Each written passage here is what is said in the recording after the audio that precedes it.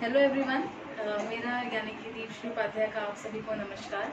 जैसे कि आप सब जानते ही हैं कि पिछले 22 वर्षों से उपाध्याय कोचिंग सेंटर निरंतर रूप से विद्यार्थियों को अच्छी शिक्षा प्रदान करता आया है।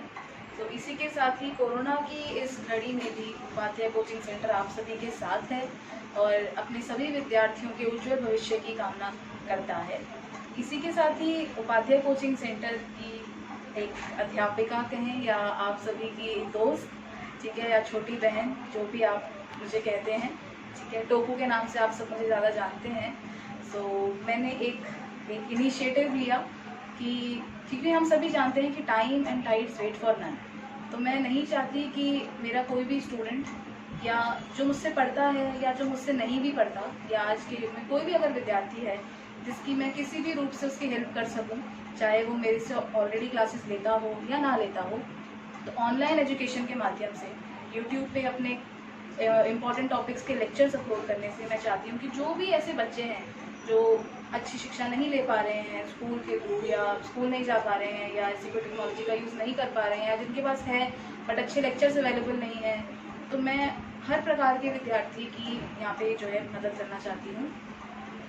ये मेरा एक इनिशिएटिव है, तो आप सबकी प्रशंसा भी और आपके जो सुझाव भी होंगे मैं बिल्कुल उनका जो है बहुत ही आदर करती हूँ और बिल्कुल उन्हें जो है मानूंगी और कोशिश करूँगी कि आने वाली कई वीडियोस में मैं उन चीज़ों को अपनाऊँ और कई अच्छे टॉपिक्स आपके लिए लेकर आऊँ। इसी के साथ ही समय ना व्यर्थ करते हुए हम आज का जो मैंने टॉपिक सिलेक्ट किया है उसके लिए मैंने अपनी क्लास 12th का जो है टॉपिक सिलेक्ट किया है। मैं बेसिकली क्लास 9 से लेकर 12th के जो सब्जेक्ट्स होते हैं उनको पढ़ाती हूँ। 9th एंड 10th में मैथ्स एंड साइंस पढ़ाती हूँ एंड 11th एंड 12th के कॉमर्स के सब्जेक्ट्स लेती हूँ प्लस ग्रेजुएशन। तो आज मैंने क्लास 12th अकाउंटेंसी का एक टॉपिक लिया है विच इज़ जो हमारी थर्ड बुक है एनालिसिस ऑफ फाइनेंशियल स्टेटमेंट्स, उसका चैप्टर नंबर 3 है, that is comparative balance sheet and common size statement. So उसमें एक टॉपिक है हमारा comparative balance sheet. Comparative balance sheet का जो क्वेश्चन एग्जाम है वो आपको 3 to 4 मार्क्स का जनरली दिखता है and which is like very scoring chapter कि अगर बच्चा उसको अच्छे से गो थ्रू करके जा रहा है तो ही और she will be able to score 3 to 4 marks, ठीक है। It is not that technical topic, so I chose this okay for my first video. So let us start with the part. So इसके लिए I have taken a question, मैंने question लिया है जिसमें कि मैंने 2 financial years लिए हैं which are first year is ending on 31st March 2019 and the second year is ending on 31st March 2020, okay। so 2 financial years हैं हमारे पास। दोनों ही फाइनेंशियल ईयर्स की मैंने equity and liabilities and assets के कुछ मैंने उनकी नोट किए हैं अमाउंट्स। लाइक 2019 का जो फाइनेंशियल ईयर एंड हो रहा है उसकी हमारी शेयर कैपिटल हमें गिवन है दोनों ईयर्स की, लॉन्ग टर्म बोरोइंग्स गिवन है, हमारे करंट लाइबिलिटीज़ जिसमें कि ट्रेड पेएबल्स हमने लिया है वो हमें गिवन है, फिक्स्ड एसेट्स गिवन है which are a part of non current assets, और करंट एसेट्स में हमने trade receivables and cash equivalents दिया है।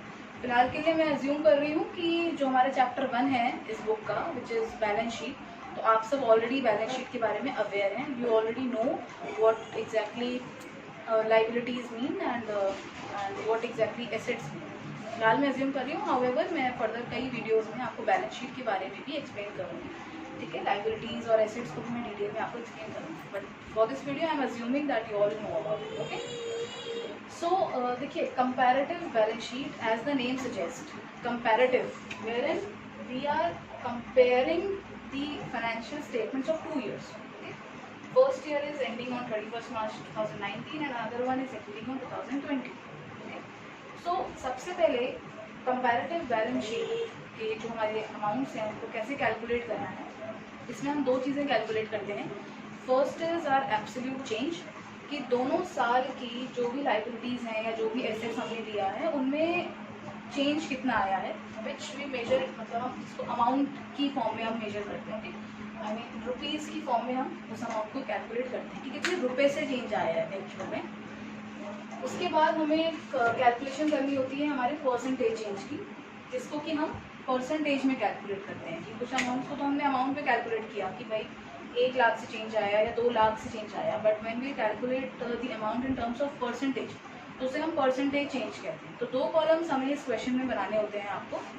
First one is absolute change and second one is percentage change. Okay, so जैसे कि first है हमारे पास आपको पर्टिकुलर्स और दोनों साल के जो अमाउंट है, दिस पार्ट ये आपको ऑलरेडी गिवन होगा क्वेश्चन, दिस पार्ट आपको ऑलरेडी गिवन होगा क्वेश्चन में, और absolute change and percentage change आपको कैलकुलेट करना पड़ेगा। तो ये 2 कॉलम्स जो है वो आपको यहाँ पे निकालने पड़ेंगे। तो मैंने फिलहाल के लिए आपके लिए रेडी रखा है एब्सोल्यूट चेंज, तो मैं सी मार्क कर रही हूँ, सी मैंने इस कॉलम का नाम दिया है।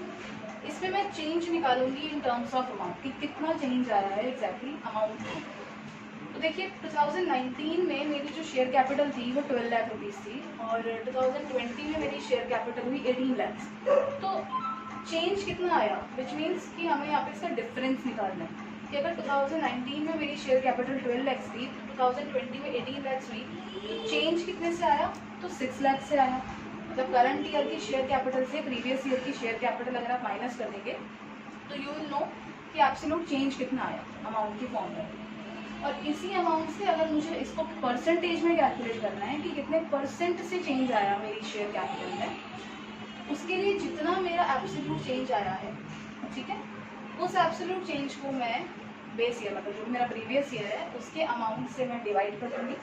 एंड हमें अगर कोई भी चीज़ परसेंटेज की फॉर्म में कैलकुलेट करनी होती है तो हम उसको मल्टीप्लाई करते हैं बाय 100, ठीक है। तो इसके लिए सेम चीज़ मैंने किया कि absolute change divided by my base year का जो अमाउंट है वो into 100। Okay, let us ignore the background words. हाँ, ये तो अब चलता है ना, we all are staying at home, तो थोड़ा बहुत चलेगा।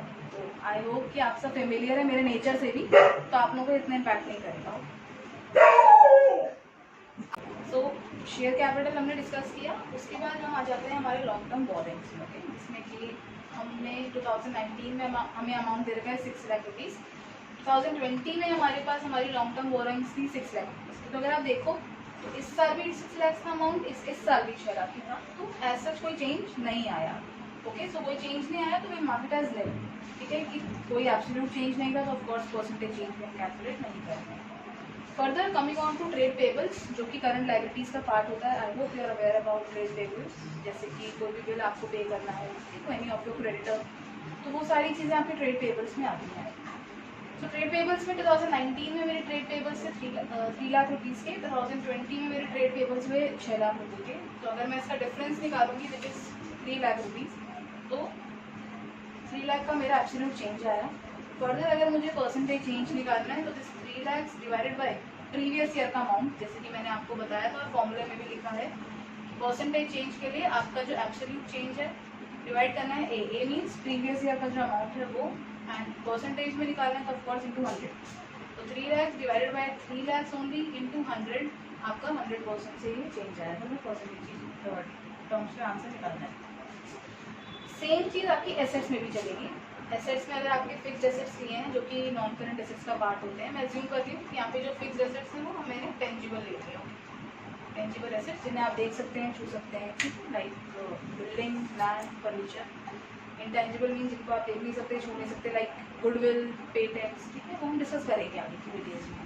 तो फिक्स एसेट्स मेरे 2019 में थे 15 लाख के, 2020 में हुए 18 लाख के। तो डिफरेंस कितने का आया, 3 लाख से चेंज आया, मेरे एसेट्स में इंक्रीज हो गए, ठीक है, 3 लाख से मेरे एसेट्स इंक्रीज हो गए। इसी का अगर मुझे परसेंटेज चेंज निकालना है तो this 3 lakh divided by 15 lakh into 100, तो मेरा परसेंटेज चेंज आ जाएगा। कितने का चेंज आया डिवाइडेड बाय प्रीवियस ईयर का अमाउंट मल्टीप्लाई बाय 100, तो ये आपके कैंसिल हो गए। 5 is 15 and this is 20% से मेरा चेंज आ गया, ठीक है।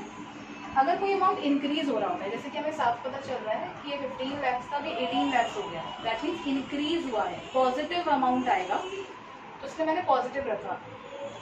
इस क्वेश्चन में तो नहीं है, बट अगर मान लीजिए कि किसी में जो अमाउंट है वो डिक्रीज हो रहा है, मतलब एब्सोल्यूट जो चेंज है वो डिक्रीज हो रहा है, लाइक माइनस में आ रहा है, तो उस केस में जो भी अमाउंट होता है ना उस पर आप ब्रैकेट लगा देते हैं अगर वो नेगेटिव में आ रहा होता है। तो आई थिंक ये आपको ऑलरेडी अवेयर है, कोई भी चीज़ अगर नेगेटिव में आ रही है, जैसे डिक्रीज हो रही है, तो हम उसमें ब्रैकेट्स लगा देते हैं, ठीक है। फर्दर हम कुछ क्वेश्चंस कर लेंगे आगे की क्लासेस में जिनमें नेगेटिव कॉलम में जो अमाउंट है वो हम डिस्कस करेंगे, ओके। तो यहाँ पे आप देख सकते हैं trade payables last year 5 lakh थे, इस साल 10 लाख हैं, तो विच मीन्स 5 लाख से आपका चेंज आया और 100% से आपका percentage change. Similarly with cash and cash equivalents आपका आ गया टोटल। ठीक है, तो कंपैरेटिव बैलेंस शीट में हमें हमारे दोनों जो फाइनेंशियल ईयर्स हैं उनका कंपैरिजन करना है कि उनमें कितने अमाउंट से चेंज आया और कितने परसेंटेज से चेंज आया, किन किन चीज़ों में, जो भी आपको गिवन होगा क्वेश्चन में।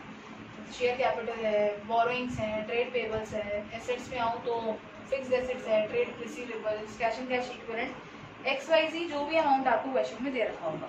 तो आपको पहले दोनों साल के जो भी फिगर्स हैं उनको कंपेयर करना है, चेक करना है इंक्रीज हुआ या डिक्रीज हुआ। इंक्रीज हो रहा है नॉर्मली तो पॉजिटिव अमाउंट ही रहेगा, डिक्रीज हो रहा है विच मीन्स नेगेटिव में जा रहा है अमाउंट, तो आप ब्रैकेट लगा देंगे उस अमाउंट के आगे। ठीक है, एंड उसके बाद आप अपना परसेंटेज चेंज निकालते हैं। तो सिंपल सा टॉपिक है, हालांकि अभी मैंने कंपैरेटिव बैलेंस शीट में, आपकी से बैलेंस शीट ही नहीं है, फर्दर मैं लेक्चर्स अपलोड करूँगी जिसमें हम इनकम स्टेटमेंट में भी हम कैसे चेंजेस निकालते हैं, कॉमन साइज स्टेटमेंट, तो वो सब हम डिस्कस करेंगे। सो आई होप कि आपको टॉपिक समझ में आया होगा।